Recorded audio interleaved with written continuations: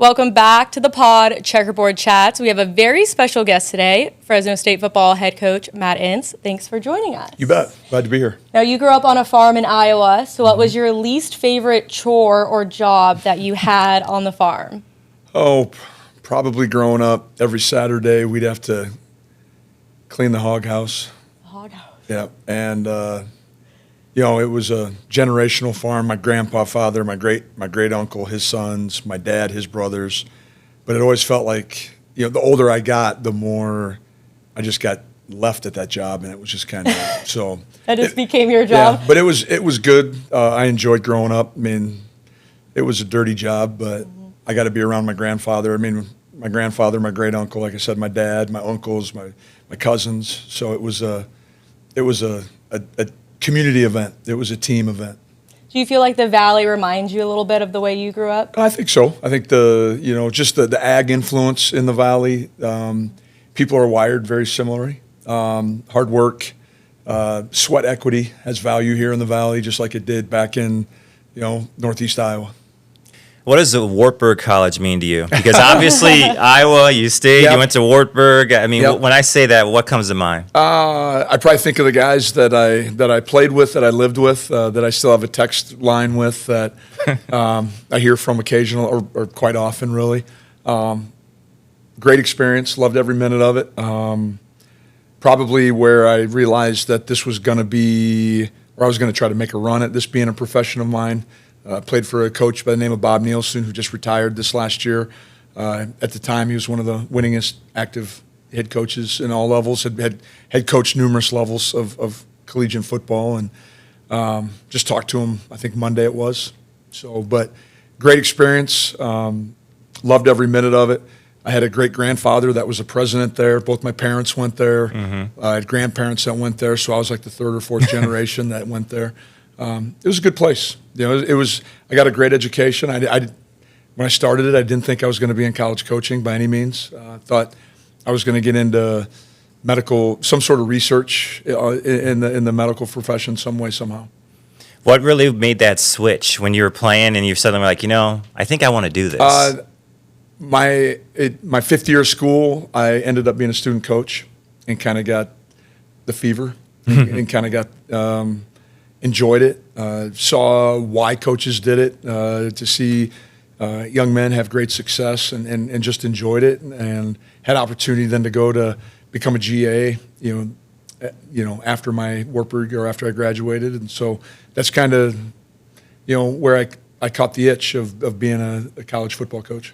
And you and I have a little kind of tie-in. A lot of people don't know this, but your first job was at Illinois College, which is basically where my entire family went to school and graduated from and played sports. My first full-time job. Yeah, your first full-time job. Was at Illinois College down in Jacksonville, Illinois. I know, which small is place. Just right outside of St. Louis. Was a good spot. Was a great learning experience for me because everyone when they're 24, 25 years old thinks they know everything. And I realized real quickly I don't know a whole lot. I need to continue to grow. I need to continue to learn in this profession. But it was good for me. At the time my current wife was my girlfriend. Southwest Airlines from Omaha to St. Louis was like $58 round trip. I mean, it was convenient. It was good. I just remember seeing Mark McGuire play. We went to Rams games. Hung out in St. Louis a little bit at Union Station and things like that. We made the most of it. It was a good experience.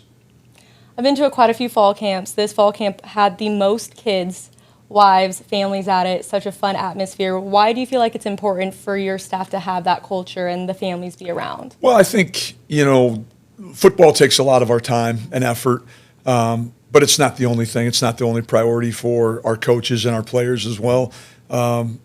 And I think if we're going to do this right and we're going to be transformational, I want the dad piece. I want the dads to be around. I want the wives to be around. I want the kids to be around, because I think when our players see our coaches being dads, being husbands, then hopefully it models what it looks like. There's a mentoring that goes on still, and they see that it's bigger than just the people in the meeting rooms, but there's a whole other side to who these coaches are too at the same time. And so I think there's value. a lot of our wives, when we win, Thursdays have a lot of treats and snacks and nice. things provided to our players. So I think it's, and then we do a lot of, or I promote a lot of occasional meals where I know Coach Benedetto with his, being Italian, does a lot of, cooks himself, and we'll have the guys over for mastacholi and things. So they get to know our coaches on a different level, not just the guy they see on the grass. We just had the wives trip to Hawaii. Brenda's probably the nicest person I've ever met. She is so sweet, so welcoming. Talk a little bit about the things she does behind the scenes. She wants everyone to feel included. Tries to go out of her way to make sure not only the wives but the kids of our coaches, the children of our coaches, feel like they're engaged and get to be part of it as well. So we've had the entire staff, probably up to 50 or 60 people over to the home before, post spring, in the summer. I know she tries to get together with the wives as often as she can during the week, just because coaching football has some long hours at times. I mean, it's a 7-day, it's 365 days a year when you start to incorporate recruiting. But the season is long. I mean, it can be, if you're fortunate enough, knock on wood, it can be a 5 to 6 month season where dads are gone. They're not maybe at all the events. We try to, like last night was a big flag football night here in Clovis, Fresno, and all of the dads got to be there last night. So that was a positive thing, based on the bye week. But we need to continue to promote those things. If we can't get done what we need to get done in 12 to 13 hours, we're doing something wrong. That's fair. They need to go home and be dads too. Yeah. You kind of touched on it a little bit, but what have you been doing on the bye week? You kind of get a little bit more free time. A little bit more, not a ton, but a little bit more. Yeah, we actually called it Bulldog week because sometimes I get nervous when people hear bye week. They're like, "Oh, we're off." Right? We're void of a game. Well, we've still been practicing. Still been in the weight room, still been in the meeting rooms. Coaches have been getting out a little bit earlier at night. We're still working ahead, trying to, maybe get a skeleton of a game plan for our next home game. But also, I've encouraged our coaches to go back and look at what are the things that have caused problems that we saw in the first 5 games from an offense, defense, and special teams standpoint. Well, let's address those things and not just hope they go away. College football is a copycat sport. Oh, yeah. If you struggle with something, you're going to see it all year long until you solve it or fix it. And so just trying to come up with solutions. Are there tells? Are we giving things away? So really spending a lot of time on self-scout as well. What have we done that teams will pick up on and take advantage of? In your mind, what have you liked the most about the first 5 games? I think we've shown steady improvement. And that was something that we've continually challenged our kids with, that everyone, the old cliche is that the most improvement happens between week 1 and week 2, and I'm like, no, it happens between week 1 and the last week. We're not going to stop. And this week has been this Bulldog week has been a lot about us, but it's also been about developing our young kids too, guys that maybe just scratching the surface or starting just to figure out what we're doing offensively and defensively, and how can we use them here kind of in phase 2 of our season, in between, this Bulldog week and the next Bulldog week. I got to ask you this. We were kind of talking before we got on, but your demeanor on the sideline seems so relaxed, so cool, calm, collective. I think of like a Tony Dungy a little bit. I know cameras haven't caught you all the way through, but where does your demeanor come from? Is that just your personality, or is it kind of a coach that you kind of model yourself after? Of course, I talked about Bob Nielsen. I've worked, Chris Kleiman was a heavy influence in my life. Very calm on the sideline. There's probably, if you go back and look at film, there's probably some moments where I do get fired up. I know in the Southern game, the score was probably 48-7, and I was really fired up on the sideline, and I think the players were like, "Holy smokes, it's 48-7, and the details still matter right now." And so I try to pick and choose my moments. Try not to show frustration on Saturdays, but encouragement. Again, it's a great teaching opportunity because now the lights are on and it's a bigger stage. You talked about the fourth quarter comebacks and your demeanor being calm, cool, and collected. Your team's demeanor has been very calm, cool, and collected during those times. We see all 3 phases of the game making big plays. What how does that happen? How does a team prepare to then it brings out the best of them in those moments? Well, I think the key word that you said is the preparation and putting them in those moments, trying to fabricate, emulate, recreate some sort of moment in practice that mimics what we're going to see on Saturday. And I think our staff does a really good job of coming up with those moments. We did it all through fall camp. We do it every Friday. We challenge our guys with situational football and just being aware of the moment. And the more you do it, the more comfortable they become. 2-minute drills are something that we do a number of different times. We knew coming into it we were going to be competitive. As we're trying to evolve as a program, we're going to be in some tight games, and we need to be better than our opponents at those situational moments. And we've done a really good job. I think we've had 3 successful 2-minute drives through the year. We've come back twice in the fourth quarter. And it just tells me that our kids are listening to our coaches. They're paying attention to the details, and they're playing with a level of confidence that hey, we got this. But it's helped that they've been in the moment, I think, at practice primarily. Talk to us a little about EJ. He doesn't do a ton of media. He's a little bit of a shy guy. What's he like?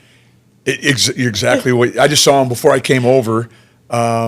He doesn't have a bike. He doesn't have a car, so he walks to the facility every single day. I'm like, EJ, call me. I'll pick you up on the way. And he's like, Coach, it's just a 30-minute walk. It's okay. A 30-minute walk? But yeah, maybe that's his time. Maybe that's his. Everyone needs their moment. Mine is like a morning workout where I pull my hood up and it's just me. Maybe that's his time where he kind of gets himself ready for the day and gets himself wired right to go to practice and stuff. So, very intelligent, has a very savvy football mind, understands the game, has played a lot of ball. So he has a lot of pictures that are stored, in his memory, and thankful that he has, because I think we've seen some really good 2-minute drills. We've seen some situational football that he's done a really good job, and hopefully he can continue to grow and to, He was in asking questions of Coach Davis today. He just, he's a film rat. He's a football junkie. He wants to know and comes from a football family, and so that doesn't shock anyone. Yep. You have 2 boys. Tell us a little bit about them. They're both playing college sports, right? Yep. I have a 21-year-old or 22-year-old that will be graduating in May. Is in his 4th year playing college football at North Dakota State. And then I have a younger son who just graduated from junior college, is in his 1st semester as a pitcher at Sacramento State. So both of them have truly enjoyed their collegiate experience. Last year, Kellen, my oldest one, won a national championship with North Dakota State, which was a really cool deal. And then Connor, my youngest son, they went to the College World Series. His junior college had opportunity to pitch in that series, and so we're very excited about both of them. Both of them do a great job in the classroom. We were talking earlier, college football, being a coach takes a lot of time.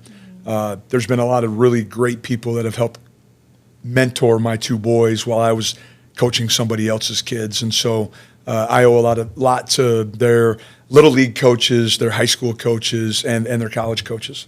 How does having 2 boys around the same age as your team, how does that affect your relationship or influence it? Well, it's funny you bring that up, because when I had my first meeting with our team back in January, I told them that the standard that I was going to hold them to was no different than the standard that I hold my own kids to. And I think some guys kind of looked at me and kind of like sat back like family? Yeah, like family.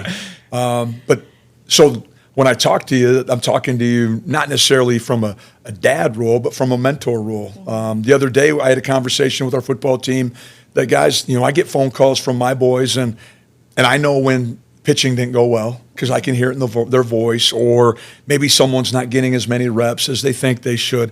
Guys, I'm still a dad too, and so I have maybe an unfair advantage. I get to see what you guys are going through from the lens of a dad, but also from the lens of a head football coach. And I think it gives me probably some greater insight than what a lot of people probably have. And I have empathy for our players, and I think I had to explain how that's different than sympathy. I understand what you're going through, but you can't skip the development and you can't skip the work. Those are required.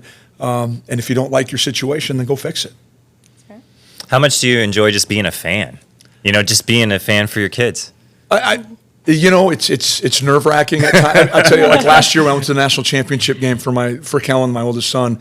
I had been the head football coach at North Dakota State. I had recruited every single kid that was on that sideline. I was probably more antsy in the crowd than I would have been on the sideline because in the crowd I have no control. Yeah. On the sideline, at least you have a little bit of intel and you kind of help create the game plan leading into that game.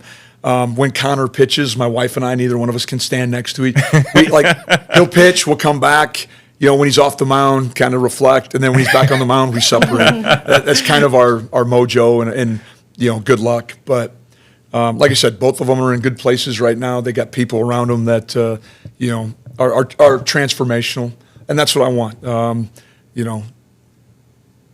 Transactional is easy, transformational is tough. It'd be easy to clock into the office every day and then clock out every day, and just like the store manager, at the gas station. But that's not what people did for me, and that's not what I'm going to do for our football team. I'm going to try to peel back layers, get to know them, get to know their family, get to know why they're the way they are. Talking about people, I mean, I had a coach that once talked about and said, hey, you got to know the history of a program, know who came before you, respect all that. What's it like when you walk in? Fresno State, such a rich tradition, and how important are alums, and now you got Jeff Tedford's going to come into the Ring of Honor. Yep. I mean, how important is all that tying into, you want that a part of your program? Well, it's critical, and it's something that since I got here and our staff got here, we have tried to address and really, be aggressive about it. We've created kind of a sub-group within our program called the BFL, Bulldog Football Legacies. So it's all the former players are part of it. We communicate via email. We've had some socials. We had a tailgate during the spring for just them to come back and watch the team. We'll do something at our senior night this year where we invite all the former players back. They're the foundation of the program. The program's not where it is without our former players. We've had, just this week, we had a number of players back. Guys come through, all of a sudden they get married to someone from the Central Valley. They come back. They stop by. They want to see what's going on with Bulldog football. I want former players to come back to practice, to games, stop by the office. I think it's critical. During fall camp, we probably had a half dozen come in and address, like, what does it mean to be a Bulldog? When you see the forepaw, when you see the script, what memories does that bring back? When you see the green V, what does that say to you? Why is being a Bulldog so special? And I want our current players to see it, especially in this climate and this landscape of college football. I want them to see the value of being at Fresno State and having the Fresno community, support them. That's well said. I want to play a little game with you about your staff. Okay. If someone on your staff was going to survive a zombie apocalypse, who would it be and why? Probably Coach Ferentz. And why? I think he's one of the tougher guys on earth. I think he probably could defend himself pretty well. And then if you were going to run the Amazing Race, who would you want to be your partner? Ooh, that's a great question. I'm going to throw this out. I'm going to say John Baxter. Okay. Because unofficially, he would tell you that he knows somebody about everywhere in the world. That is true. Yep. So I mean, wherever we could be in Istanbul, and he would all of a sudden there'd be someone that, hey, I know a guy. I know a guy that knows a guy. Exactly. So that's probably why. And last one, if someone was going to be famous on your staff for something other than football, who would it be and what would they be famous for? I'm going to say Delvon Hardaway. Okay. And Delvon's from LA, and I think if in another life, he would be in the music industry if he could, I think. I mean, he's always dressed to the nine. I think he's very in touch with the times, with our players. So that would be what I would say. Okay.